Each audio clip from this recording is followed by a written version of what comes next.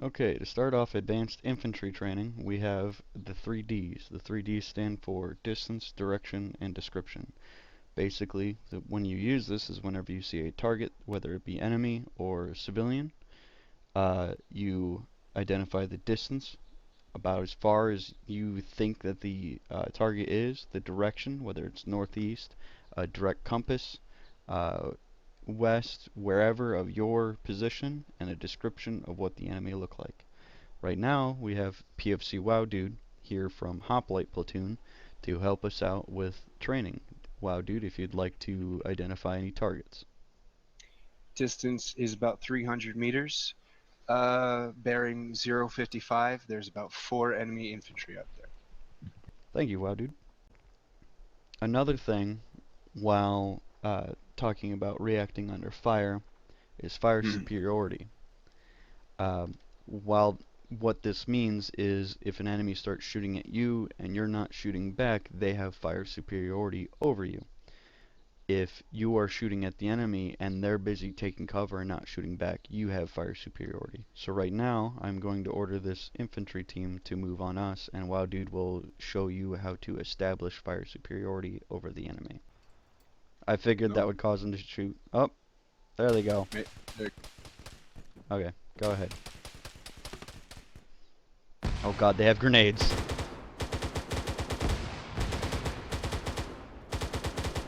So as you can see, as WoW Dude is opening up on the enemy, they're more focused on trying to find cover than shooting back.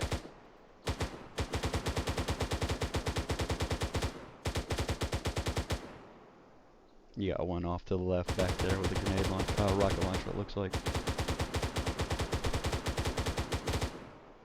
One next to the fence got up.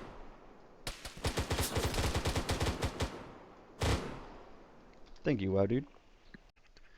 Okay, next is mortar fire, and being able to determine what type of mortar fire it is. Generally, whenever you have like an indirect fire mission, you'll have a spotter or some form of ability to spot targets for the mortar teams to relay coordinates. If it's indirect, a lot of times they'll be trying to walk it onto the target. So your mortar fire will be kind of sparse and spread out, like so. Usually they'll also be in 3 bursts. That will be your indirect, and what they'll try to do is they'll walk it up. Or like whenever this one would come in, if someone was spotting, they'd say 100 more meters to the southwest is where the targets are. So they'll redirect their mortar tube to walk those rounds in on their target. Now, in defense capabilities, a lot of times what they'll do is they'll have like little grid squares that they'll automatically relay to mortar teams that they'll already have grid coordinates for. So if, say, WoW Dude and I were under fire, we could say Corridor 1 or Grid Square 1, there's enemy combatants, open fire. It'll be a lot more accurate, and it'll be a lot more mortar fire. So they'll either do 3, 4, 5 bursts, whatever is prearranged, and it will be a lot closer and on top of the enemies. And a lot of times with defensive, you'll have multiple grid squares like that in surrounding your defensible target or your defending area. Okay, so now WoW Dude is going to simulate what to do if mortars are dropped on your position.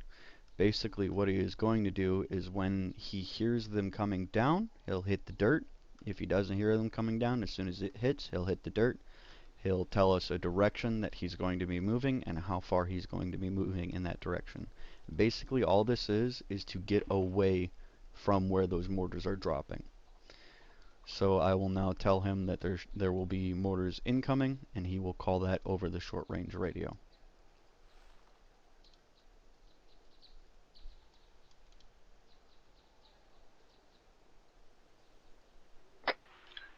Moving northeast, 400 meters. So as you can see, he's moving northeast. He'll get up, and he'll run, and then say he'll hear it again. When he hears it again, he'll hit the dirt. this point I don't think, yep, he heard it. He'll hit the dirt, he'll wait for it to hit, it blew up, he'll then get up and continue moving. This is how to react to mortar fire on your position. You just want to break contact and get away from where the spotters are seeing you at. Okay, so now I'm going to show you guys a fatal funnel. It took me a while, but I found one. A lot of times fatal funnels can be identified as hallways where there is no escape. Now as you can see through Zeus, this alleyway is a perfect fatal funnel. All they need is a machine gun on the other side and they can hold down this entire alleyway easy. There's no cover, so as soon as you go into this, you're just not going to make it. The best counter to this is to just not go down it. So now I'm going to show you, now given I'm set to invincible, so I won't be killed, but it will get really crazy here in a second.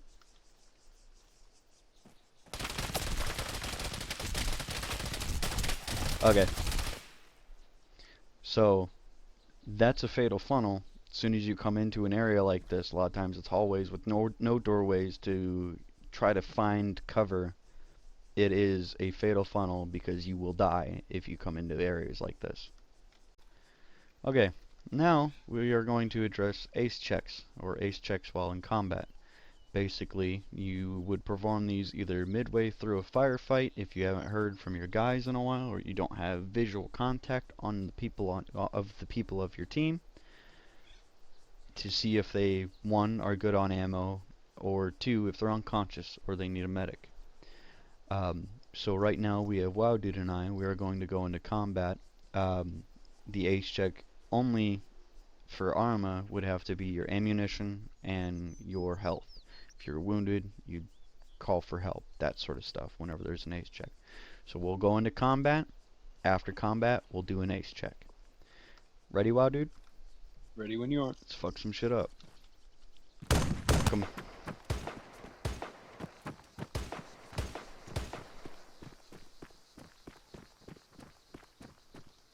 Okay, now it looks like they're down. Ace check. Green on everything. I'm green as well.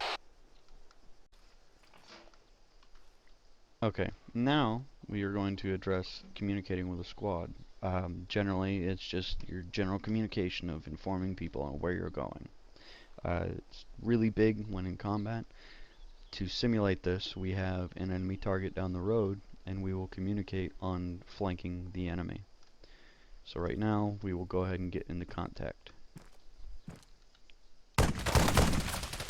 We got an HMG around this corner if you want to... Gotcha. I'll flank around to Oh, the it right. destroyed the building! He's angry. So basically, while the enemy is focused on me, WoW Dude will be moving to flank him. He's scanning.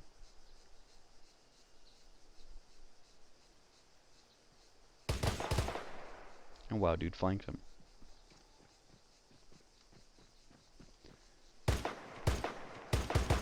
And committed war crimes against him.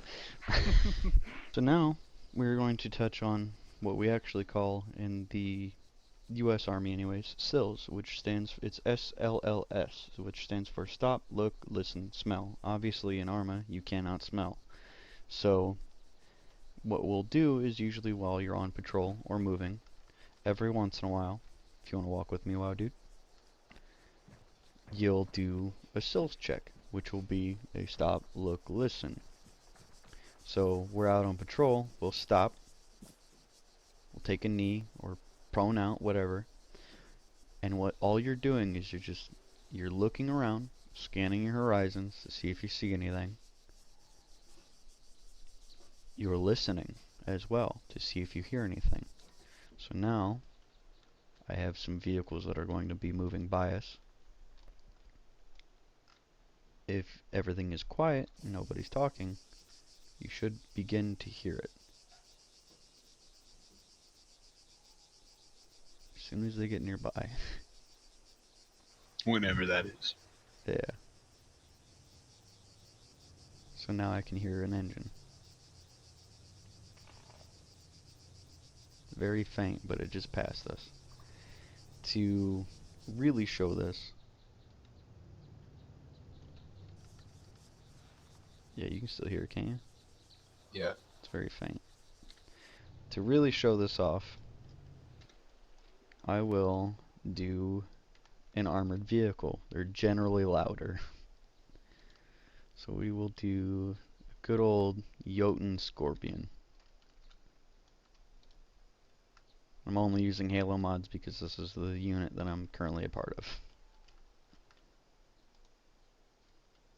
Okay, we got him in order to move. He should be moving. I hope he's moving. He is moving.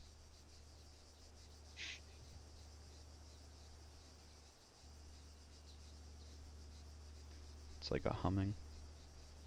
Yeah, I hear a tank.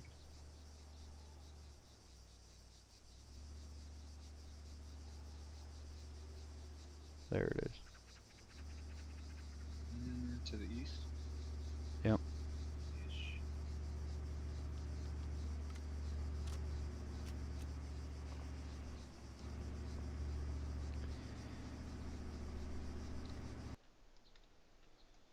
Oh, that's because he's driving across the mountain instead of taking the road. He just hit a rock, just like the actual Jotun. And basically, if you do hear anything like that, or if you hear people talking, or you see people talking, you call it out with a 3Ds, distance, direction, description. And that is all that SLLS is.